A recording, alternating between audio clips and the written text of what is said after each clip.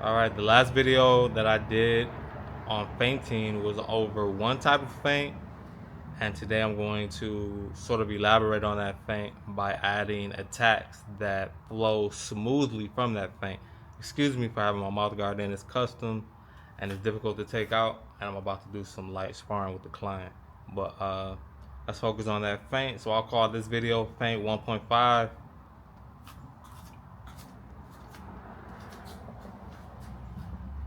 So I'll start with the feint first. So remember, feint 1 is here or here.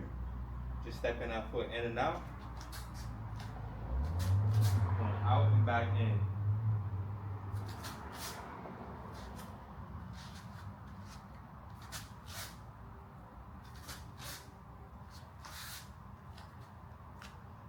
So now the strikes that I like to add on to this feint.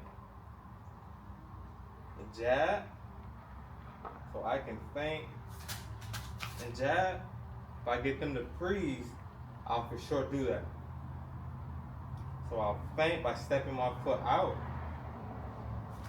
Then I'll take another shorter step for that jab, or I won't take a step and I'll jab and step back. So I can feint, jab, or I can feint, jab and step.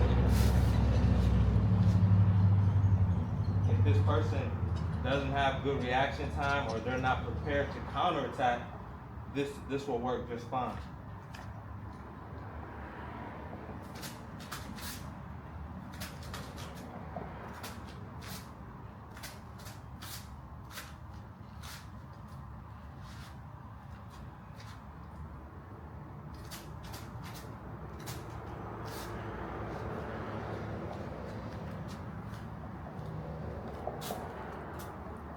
So if you pay attention, close attention to what I just did, you'll see that I did it two ways to throw that jab. On one of the ways that I attacked from that feint, I did the feint, which was a step out from my starting position, and I stepped again, a shorter step, but I stepped again into my jab just in case that person instinctively moved back, or their reaction was to move back from my feint. So I can land that jab or throw that jab to get it close enough to get a reaction, and then throw something behind it, you know? So me showing the jab as what I like to do to initiate what it is I'm going to do after a feint doesn't mean I only stop with the jab. So I may jab, then low kick, jab, cross, throw another punch into a combination, then throw a kick, jab and knee, jab, jump knee. I mean, there is virtually endless combinations that can be created from landing that jab off of the feint. So now what I'm going to do is I'm going to throw that, or do the feint and add on the low kick from that.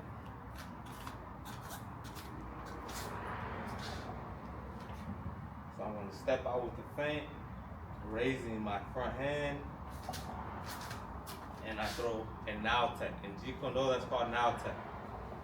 You're throwing that inside low roundhouse kick to the inside thigh, and you're coming straight back out on the same line, or just about the same line.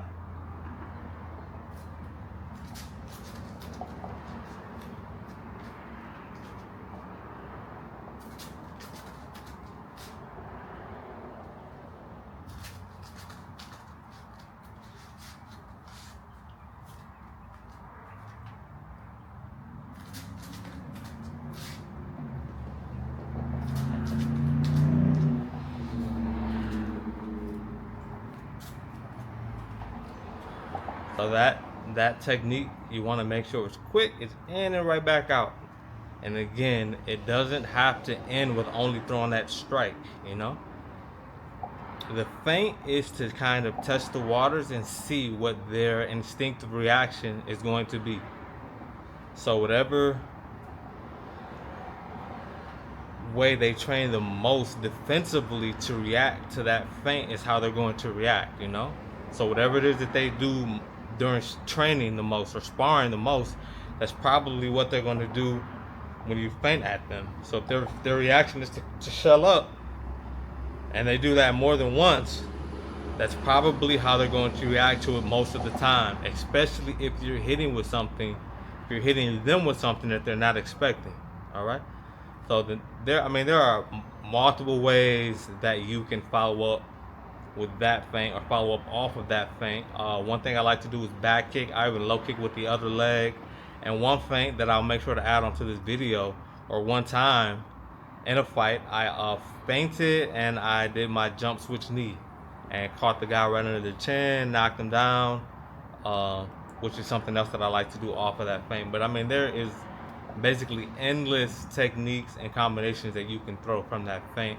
You just need to train it and hone it so it gets better and you feel comfortable and confident when you do it.